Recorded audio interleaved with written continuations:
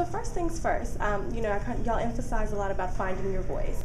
How important is finding your voice as far as enhancing storytelling ability? It's extremely important, because if you don't find your voice, you aren't believable and you're not credible, because it can sound like you're just reading. You become boring. No one wants to listen to the story any longer, especially on the radio or in a podcast. They'll tune you out. There's no chance to go back and listen to it again. Like in the newspaper, you can always skim over the story once more. You can't do that on the air. Okay, so I saw that y'all did the little diaphragm trick as far as, finding the center to kind of, develop this voice. Are there any other little tricks that one can do to kind of practice this on their own?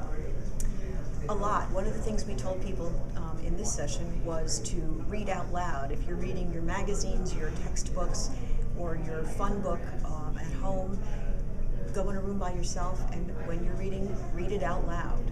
One of the things I did in college was volunteered for a service where they read for the blind, and it's on a subcarrier on the radio station, but I did it an hour a week, every week for 4 years, and I learned how to read out loud, and that is a really hard trick to do.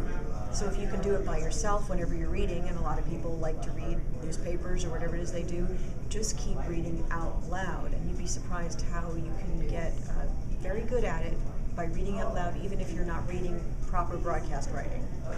Okay, and do you think that it's, I know you said you have to be credible and, the importance of finding your voice. Do you think it's more important to kind of focus on pronunciation, fluctuations? I know you talked about, the operative kind of words. What do you think is the most important as far as being able to develop this voice? Well, I don't think you can even get there if you're not writing properly, because as we did in the session, showed a difference between what was in the Washington Post and what was written for broadcast. You could try as you like, but you can't read on the air something written for print.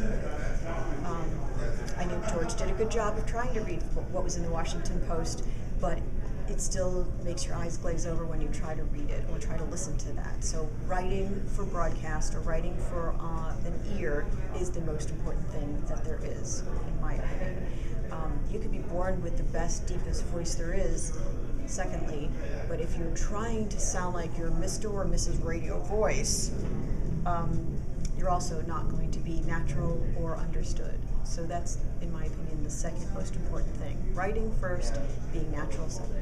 Okay, so why do you think it's such I guess you could say kind of a transition from this, Mr. Radio? Because we all see the broadcasters and who have this kind of big, pompous voice. Why do you think it's kind of going into this transition of being more natural and kind of talking, how you would anyway? A lot of people today listen to radio or podcasts on their phone with headphones on. They want to be spoken to as if I'm just talking to you right now. And if you're listening to some voice or pompousness or something coming through you like that, I don't think that makes it sound like I'm talking to you. It makes it sound like I'm talking at you, of you, through you. And I think one of the most popular podcasts, in fact, I know one of the most popular podcasts there is This American Life. It's because somebody tells you a story. It's like they're talking just to you. Their writing is spectacular, and they're talking to you because they're having a conversation with one person. And that's what we're trying to get across. The best way to talk to somebody and write to somebody is one individual to another. It's really hard to do, as we learned today, but it can be done, and it's what really works well. Do you recommend aspiring, broadcasters, whether it's radio or TV, kind of indulge in some of these kind of vocal coaches and classes, or do you think it's something they can kind of do on their own in their own time to help, develop this voice?